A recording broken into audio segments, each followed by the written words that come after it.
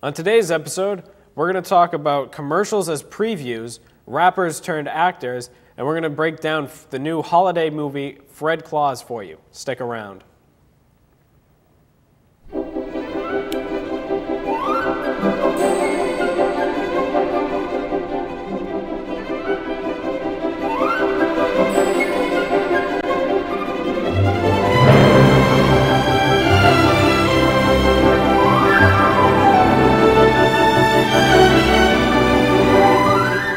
Welcome to Screenshots, all you crazy cats and kittens out there in TV land. I'm Joey Pelletier, and I'm joined, as always, with Ben Barker. Thanks, Joey. And now we're going to throw it over to Tim with your movie news. Thank you, Joey. Well, what's Hollywood got in store for us today? We'll take a look. California Governor Arnold Schwarzenegger is using his resources to bring the Hollywood writers' strike to a close. Aside from his status as a Hollywood veteran, the governor is worried that the strike will have a serious impact on his state's economy. Arnold said, "I'm talking to the parties that are involved because I think it's very important that we settle this dispute as quickly as possible because it has a tremendous economic impact on our state."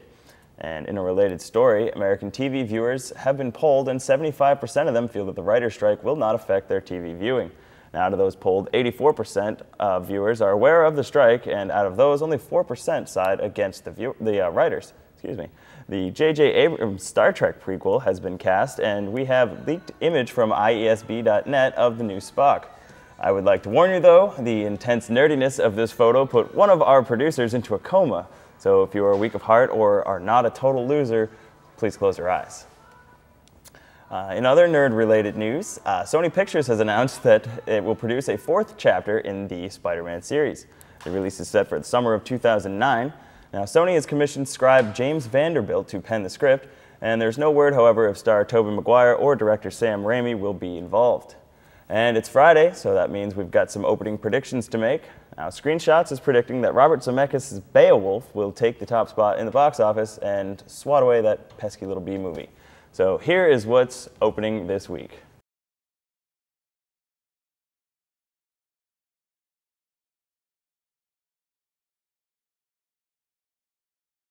Thank you, Tim. Yeah, you're welcome. No problem. That was Tim Bissell with movie news. And now we're going to jump right into our discussion topics for today. Right out of the bag, rappers turned actors. We saw this in Fred Claus, which we're going to review later, with Ludacris as an elf. What do you guys think of rappers acting? I don't think it's a terribly good idea. Anytime I've ever seen a film with a rapper in it, it's usually a silly film. Yeah, I mean it's okay. Like you had Ice Cube do Friday, that movie was right up his alley. You know, because it kind of has to deal with the stuff he raps about. But when you see him in a movie like Are We There Yet? Or yeah, it's really weird to see Ice Cube, who's supposed to be this really hardcore rapper, do a movie. Not just Are We There Yet, but then do the sequel as well. I mean, that really doesn't make much sense to me. Right. You know. I have to admit that the little guy in Fred Claus, his name is Ludacris. Yeah. No, Bobby J. Thompson. Bobby looked like Luda. No, this is the little guy that was Fred Claus's friend, the homeless. Kid, oh, okay, Slam. Yeah, Slam.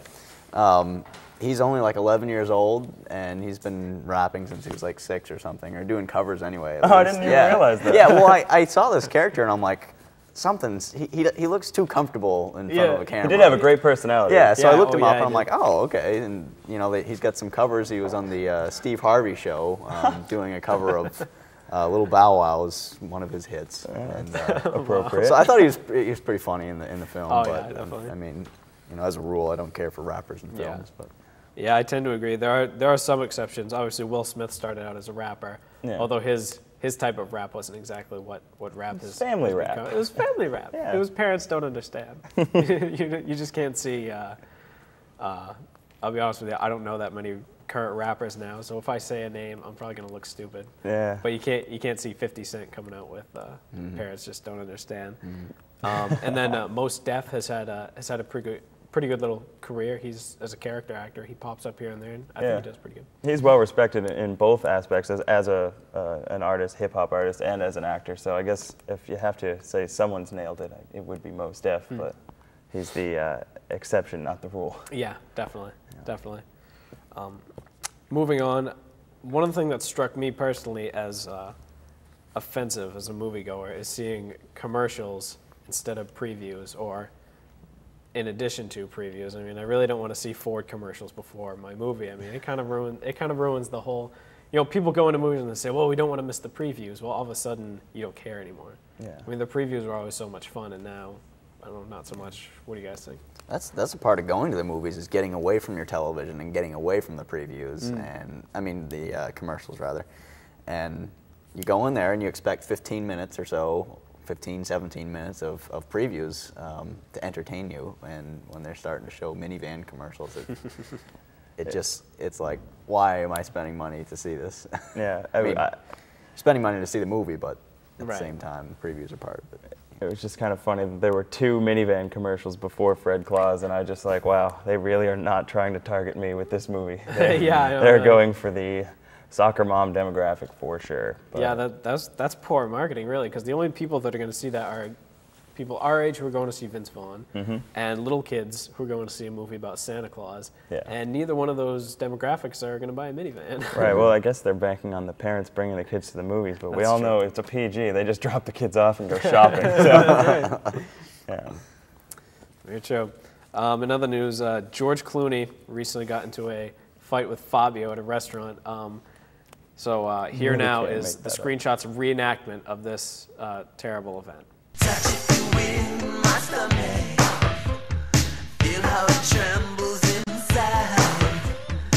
Who do you got in a fight, George Clooney or Fabio? I'd like to see them both in the octagon, really. If they're going to do it, I'd like to see them do it right. Yeah, right. Have it, like, be the next UFC event, but I got to go with Fabio. Can't beat that physique. I might have to agree with you, except that, I don't know, George Clooney's, I can see him as being a pretty rough guy, but Fabio's probably pretty slippery with all that butter he's got. You know? All the I can't believe it's not butter. I can't believe it's not butter. It's true, I didn't even take that into account. That's a really good point. Yeah, I think Fabio's probably got the reach on him, but George Clooney did some time in sitcoms, so I think he's probably a little rougher Yeah. than the male model Fabio. So I gotta take Fabio. Where the heck did Fabio come from anyway? I think he was just a Was he like a model for the soap actor cover or model of or trashy paperback romance novels. Yeah, Was that it? Is that think- where he came from? I think so. And And- now He got hit by a goose on that's a true. roller coaster. Killed a goose with his face. Yeah, that is. Who else does that? I don't. I just noticed this today. This is a classic Diet Pepsi glass, if you can get a close-up on this. It's, you've got the right one, baby. Uh-huh. Now, this is a Ray Charles classic. I don't know if anybody else remembers this, but when I was like 6, this used to be my favorite glass to drink out of. And Ray Charles is the man. So it's a shame he's not with us anymore. It's But too I had bad to they point didn't that out. include that whole ad campaign Yeah. in the movie too. Yeah. With Jamie Foxx, it would have been great. Yeah. To see. That would have another classic main channel prop. Useless main channel prop. Little Barbie head, Barbie head. Oh kissing boy. a pig. All right, next we're going to go to a break and we're going to come back with our review of Fred Claus. Stick around. Right. That ad campaign was probably the highlight of his career.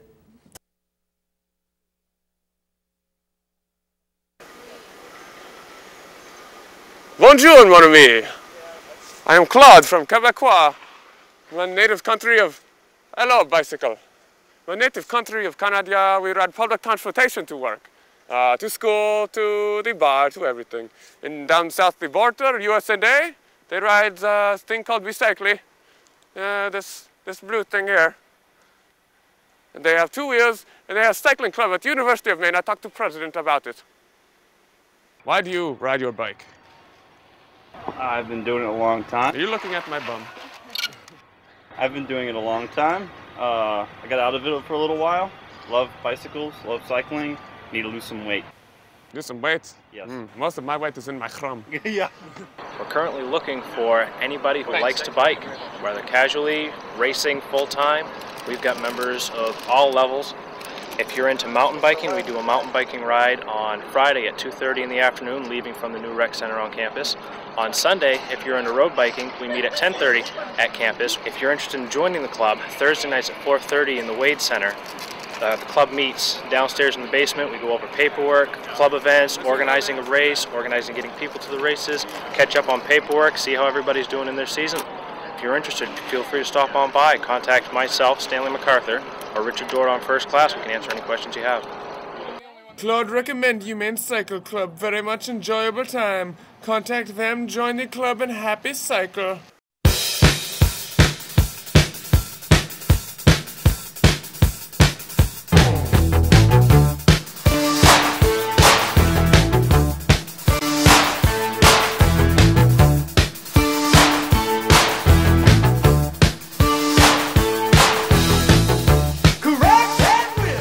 But yeah, I mean, it was good. It had its moments. It's a Christmas movie, so it's going to be cheesy.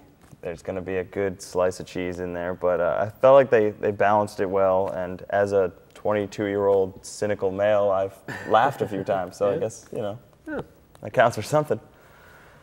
Yeah, I thought the same thing. I was going into it, and I said, well, this is a holiday movie, you know, I'm not going to have great expectations for this, but it turned out to be better than I thought.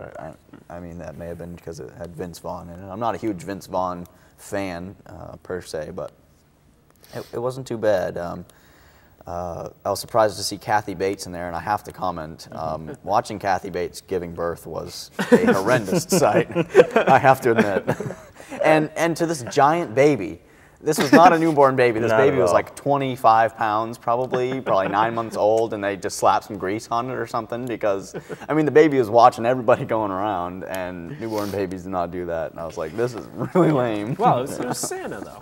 It was I know. Santa. Yeah. And then I had to remind myself it's Santa, so I gotta allow some exceptions. But yeah, it was. I mean, Vince Vaughn was Vince Vaughn as usual. Yeah. If that's what, and I mean, I remember reading a review for Wedding Crashers a long time ago that said that Vince Vaughn is either a genius or some kind of escaped mental patient, and I think that was an apt interpretation of his acting style. And most of the time, I do like it, and he can mix it up a little bit. He can do serious sometimes. We've seen that from him. Yeah. So I mean, if you like Vince Vaughn, you're probably gonna like him in this movie. I thought the cast was surprisingly good. Kevin Spacey, Oscar winner. Kathy Bates, Oscar winner. Rachel Weisz. And then even some supporting characters. I mean, Paul Giamatti's been nominated for an Academy Award, and the woman who played Miranda Richardson has been nominated a couple times. Really good cast, and I thought they did a pretty good job with it. Yeah. Mm-hmm. I liked seeing Vince Vaughn as a repo man. Yeah. Which you find out early, kind of the antithesis of Santa Claus. He's taking things away from people. That was good. I like that. As I was watching the movie and I was looking at Vince Vaughn, he kind of reminded me of kind of an angry mix of Tom Hanks and Billy Crystal. Like, I kept seeing both of them, but like if they were on very little sleep and maybe a little ticked off. Yeah. Like, I don't know, it was kind of interesting to see Vince Vaughn outside of the completely acting like a goofball the entire movie, like in Starsky and Hutch, where he was just playing that coke dealer who wanted to swing a gun around the whole time, but yeah. A few bad things from the movie. It wasn't all great. Yeah. Now I know they have to give Santa Claus his traditional appearance, but I didn't really understand why all of a sudden he's looking ancient compared to his own parents, and how his brother Fred Claus never ages. And this we were talking when someone becomes a saint, they like. Time is frozen or something. In this story. And they didn't elaborate on that at all. It's like, what is this? No, I would have thought more attention would have been paid to the fact that Vince Vaughn has been living in Chicago for apparently the last 500 years. Still no Cubs championship. Yeah, and no one seems to be the wiser, and he has a normal life despite this. That was kind of weird. It's magical. It is magical, and I think that was, they get away with that because it's PG and it's a kids movie. Yeah. And I think that was one of the problems for me was I was making these allowances for it being a kids movie, but most of the humor was not kids humor, it was Vince Vaughn humor. Yeah. And I thought it was pretty funny. I mean, it wasn't hilarious, but Yeah. I found myself laughing often. But it was that stuff jokes that I don't think kids would get Yeah. most of the time. Yeah, there were a lot of jokes, like kind of like in the formula of Shrek, where there was like, these are adult jokes in a kids movie, and it was like, but they situate them away so that the kids wouldn't understand them, but it wouldn't confuse them. Yeah. I guess. But it's funny how a lot of kids movies are doing that now, just to get the parents to come along with them, I think. But Yeah.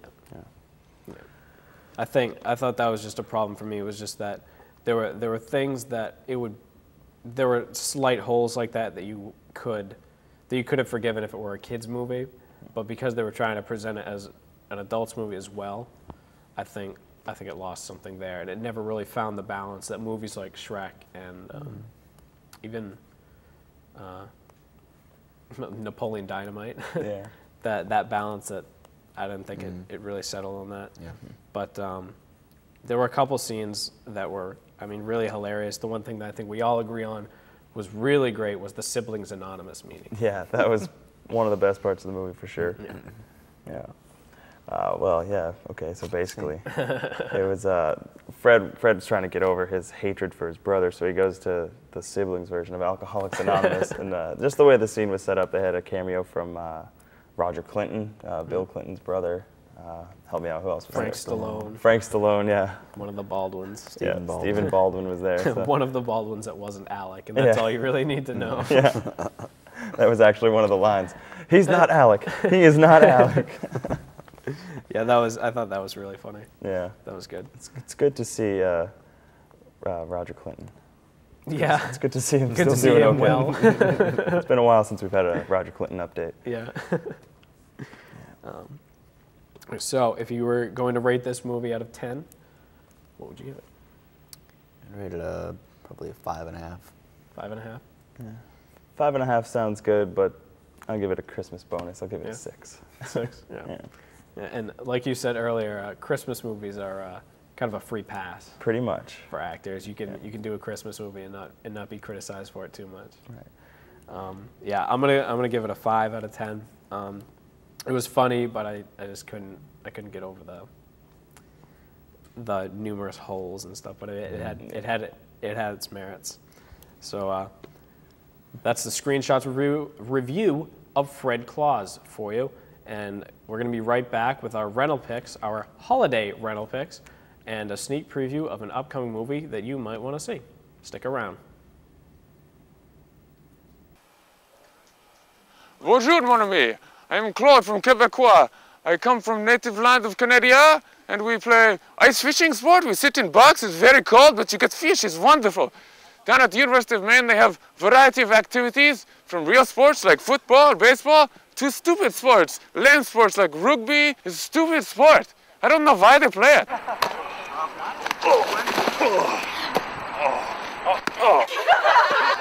Claude visit women rugby practice, found out why it's so popular. It was explained to Claude in various painful methods. If you're a cute girl like these ladies, you should play rugby. They explain. We play rugby because it's excellent exercise for one. And for two, all my best friends play. We're a club sport, so we don't have all the rules and regulations as varsity sports do. Claude watch game where women gather in scrum, much like Claude cuddling with his 17 kittens at home in bed. The game of rugby include tossing and kicking and tossing some more and running, falling, hitting. Don't tell wife, but Claude chats with more ladies. I play rugby because I like to hit people. It's a good opportunity for those of us who are athletic in high school to, come out and show what we've got, just because we're not D1 material. Someone should join our team because we're a really lovely team. We might be a little bit awkward, but we're fun to hang out with. You get to hang out with us every day from 4 to 6 in the fall, random times in the spring. We're all year long. We're all a bunch of good people, and we're cool. If the rugby interests you, chat it up on the email with the ladies and you will have very much enjoyable time. We have a spring season too, so it's not too late to join. Yeah. Ever. You should play rugby because you get to be friends with us. Right, right. We're pretty awesome. Really cool. Please don't put any of that in there. We're a lot of fun, and it's a really great way to make friends. Claude make many friends at rugby. He changed mind about sport and enjoy it through no forceful action, all on my own. Rugby rank high alongside ice fish. If I were a woman, I'd join the club. You join, have fun. I take off in my sled. Good day, happy rugby.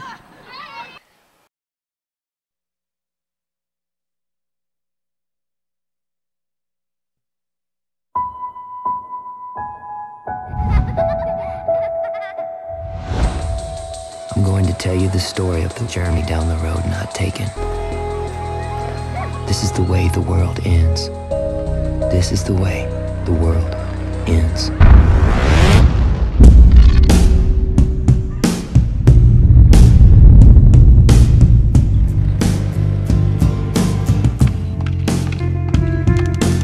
These are the sordid tales of how it all came crashing down.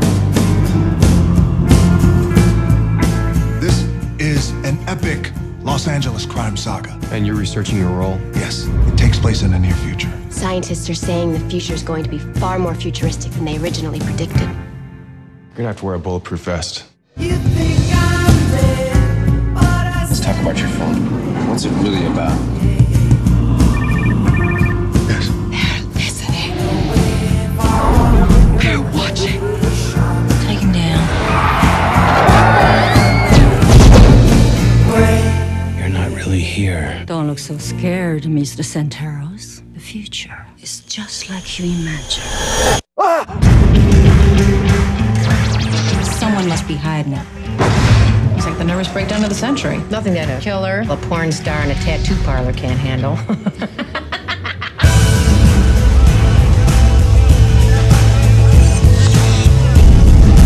It is time for a surgical strike.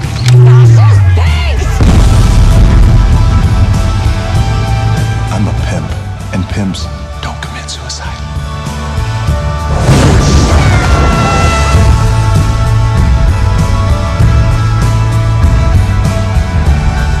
It all ends tonight.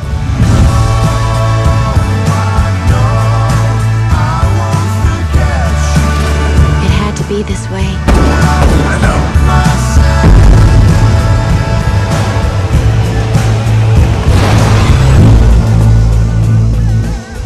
There'd be a lot less violence in the world if everyone just got a little more cardio.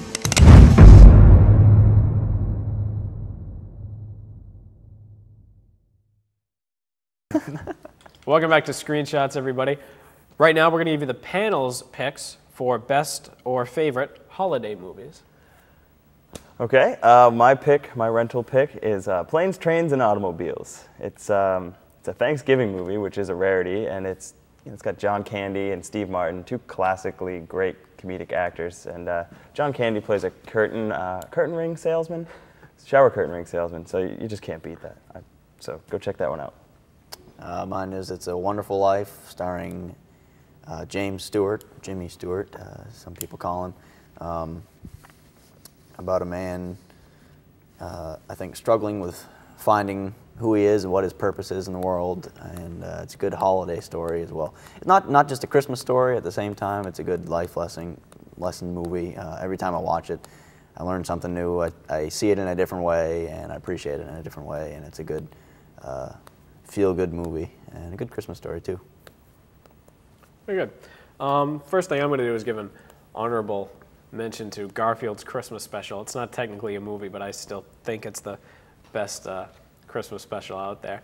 My favorite holiday movie, though, is Die Hard, which isn't traditionally thought of as a holiday movie, but it is a Christmas movie, and it's just a really great movie.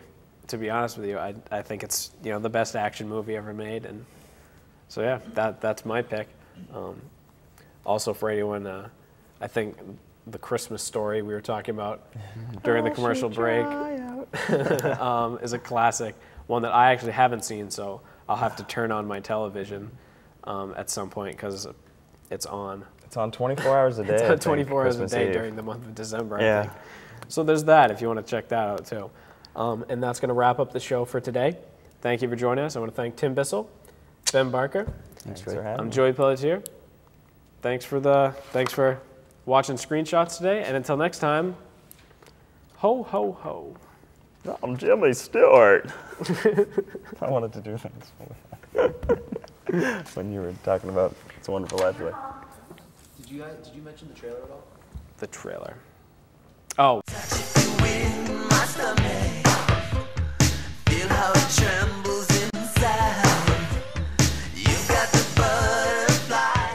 From the producers of Dur and Durkadur. Dur, dur, dur, dur, dur, dur, dur.